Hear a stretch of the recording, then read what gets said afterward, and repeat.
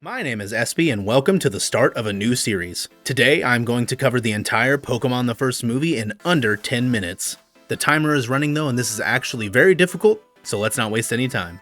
The movie starts by focusing on a pink adorable Pokemon swimming in the ocean and flying through the sky as the narrator discusses the meaning of life. Why are we here? Cut to bubbles rising. Where is that coming from? An eye opens. The Pokemon it belongs to is lost, confused.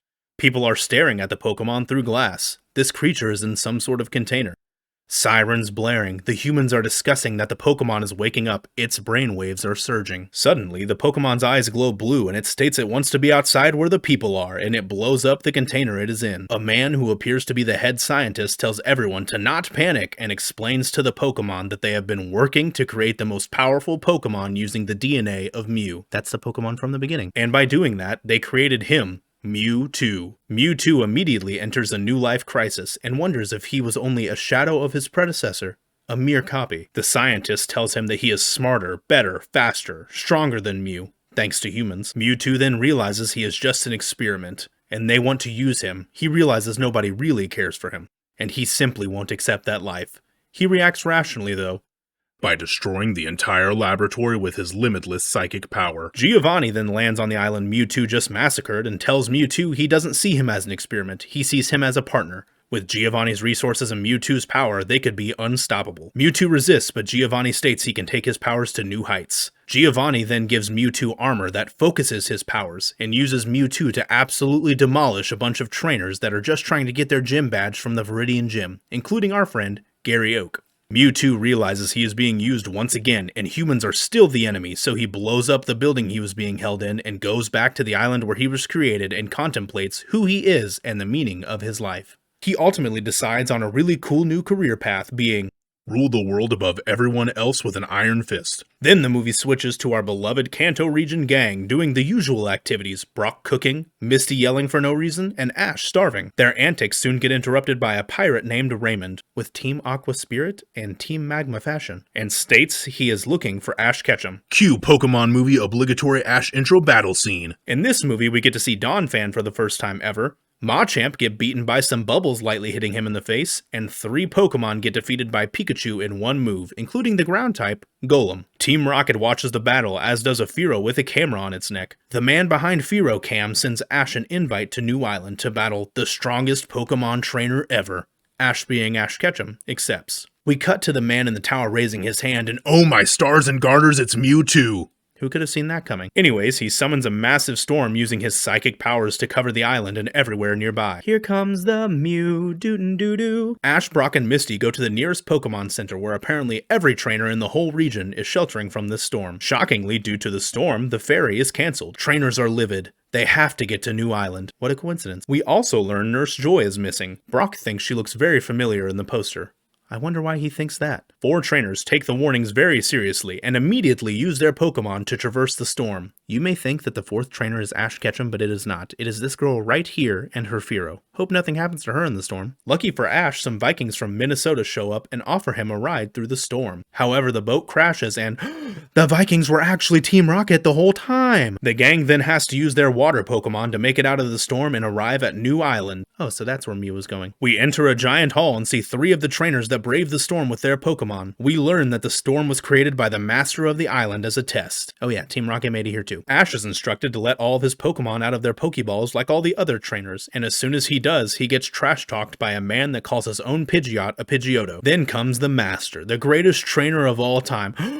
It's Mewtwo again! A man with a Kyogre backpack immediately yells at Mewtwo and says he can't be a trainer. Mewtwo responds by crushing him with Psychic and throwing him across the room.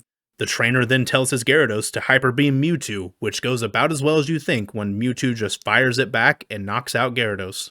It was Nurse Joy. Then we go back over to Team Rocket, who sneaks into a room with Pokemon asleep in tubes. Jessie hits a switch and a machine grabs Meowth and starts pulling him in, but the others are able to save him last second except for a few hairs that were yanked out. The machine then says it is analyzing this biomaterial sample, states it is from a Meowth and that it is beginning the replication process. A replica of Meowth is created and put into the tubes. Pidgeotto guy then states that he is going to catch Mewtwo if he's really a Pokemon, then tells Rhyhorn to attack. Mewtwo throws Rhyhorn across the room for an easy win. Next, Ash challenges Mewtwo to a battle. Ho-ho! That was Mewtwo's plan the whole time. Pokemon start waking up from their tubes in the laboratory, and in come the final evolutions of the Kanto starters, but with unique markings covering them. Mewtwo states that his starters are clones of the Kanto trio, but he has made them vastly stronger through genetic engineering. Conveniently, 3 of the 4 trainers here have the 3 starters, with Venusaur and Blastoise having the coolest nicknames in Pokemon history. First up is Brute Root vs Venusaur 2, who does one Razor Leaf and gets immediately obliterated and thrown 100 yards out of the field by a Vine Whip.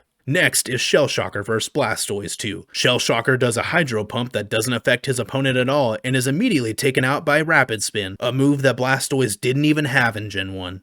Talk about genetic engineering. Lastly is Charizard vs Charizard 2. Charizard tries to fly fast and uses Flamethrower over and over while Charizard 2 flies higher and higher. Once they are extremely high up, Charizard 2 grabs Charizard and delivers the biggest body slam Ash has ever seen. Turns out Mewtwo is fighting for pink slips as he immediately summons his own Pokeballs and starts stealing the trainer's Pokemon as his prize. The trainers try to stop their Mons from being stolen through many means such as guarding them, running with them, except for Misty who totally leaves Psyduck to get jacked, and putting them in their Pokeballs. However, nothing works as the Pokeballs cannot be stopped. Pikachu makes it a long while, but eventually gets caught. Ash chases the ball and slides down the Pokeball chute into the cloning room. Little Easter egg for everyone. Did you see Togepi get caught? No, you did not, because it didn't. It gets hidden in Misty's backpack and is actually never caught by Mewtwo. As Pokemon enter the cloning room, the balls are sent through the machine from earlier and appear on the screen. Team Rocket attempts to list them as they see them, but call Scyther an Alakazam and Sandslash a Sandshrew. No wonder they have so much trouble catching Pikachu, they don't remember what it looks like. Ash runs in and grabs Pikachu's ball. The machine grabs him and the ball, and Ash uses his Ash Ketchum Super Strength to break the machine and free Pikachu. Clones of the trainer's Pokemon start leaving their tubes and head to Mewtwo. Ash's antics causes the cloning machine to explode, releasing all the Poke-Originals as Jessie calls them. The clones join Mewtwo on the battlefield and Ash marches in with the original Pokemon, creating one of the coolest scenes ever in Pokemon. Ash spins his hat backwards so you know he means business and immediately goes to deck Mewtwo in his clone head. Mewtwo, of course, immediately blocks it, so rationally, Ash tries again. This time, Mewtwo throws Ash far into the air, outside the battlefield. It was nice knowing you, Ash. But wait, a pink bubble saves him at the last second. Mew is here to save the day. Mewtwo is shocked that Mew came here and immediately tries to attack Mew using Shadow Ball, another move that he could not learn in Generation 1. He truly is the best Mon. Cue fight scene that is mostly Mew running away and Mewtwo attacking rampantly. Mewtwo scores a direct hit and thinks he has won, until he gets absolutely blasted by Mew shooting an even more powerful shot back at him. Cue intense speech scene where Mewtwo states his Mons were built smarter, better, faster, stronger than the originals. Mew says a Pokemon's real strength comes from the heart. Mewtwo then wants to prove the clone's power once and for all, so he blocks all the Pokemon's special abilities and the ultimate fight breaks out between clones and originals. Ash sees the fighting and comes down from the tower to save the day. The two Meowths meet up and opt not to fight, and Team Rocket's Meowth delivers one of the best lines in Pokemon history. Emotion over, back to Mew versus Mewtwo slamming into each other. Ash's Pikachu, being our moral compass, refuses to fight. He is getting absolutely annihilated by Pikachu. Pikachu continues to follow orders and fights, but does so through regret and tears. Mew and Mewtwo re-enter the battlefield and go Super Saiyan to Kamehameha each other. Ash can't stand to see all the Pokemon on the brink of death and runs in to stop the battle. Mew and Mewtwo charge up their attacks and fire, catching Ash Ketchum in the middle. Ash then turns to stone and seemingly dies. Pikachu runs in and tries to wake Ash over and over, but it just doesn't work. Pikachu begins to cry. All people and Pokemon in the stadium also begin to cry over the scene they are witnessing. Ash's final moments and his grieving best friend. But wait! Energy is flowing from their tears to Ash's lifeless stone body. The storm begins to subside and Ash begins to stand. Pikachu rejoices that his friend has come back to him. All Pokemon join Pikachu in celebrating Ash's newfound life. Mewtwo then realizes he caused the fighting and the anger, and if a human could sacrifice himself, then things can change for the better. He then delivers the best line I have ever heard in Pokemon history. Mewtwo then uses Psychic to fly himself and his clones away from the island. He uses his abilities to wipe everyone's memory and makes them think they were still at the Pokemon Center on the mainland.